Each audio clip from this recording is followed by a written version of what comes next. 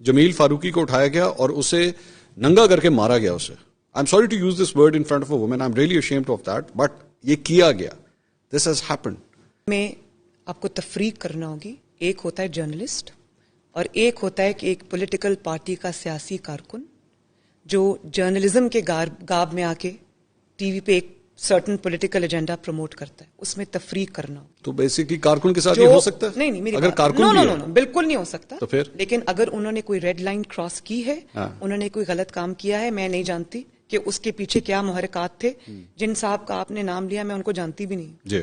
لیکن جو صحافی برادری ہے, جو اینکرز ہیں, جو بھی جرنلسٹ ہیں اور کسی پولیٹیکل پارٹی کے کارکن کے حیثیت سے پروگرام نہیں کرتا, میں ان سب کے فریڈم کے حق میں ہوں. خدا نخواستہ, اللہ نہ کرے. شاہد اسلم کو جانتی ہیں؟ کہ کبھی نہیں.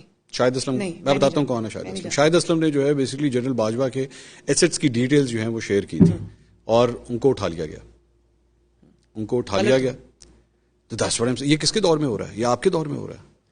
اب آپ نے یہ مجھے جواب نہیں دینا, مجھے یہ آپ نے نہیں کہنا کہ جی یہ میرا اس گورنمنٹ سے کوئی تعلق نہیں ہے, because this is what's happening.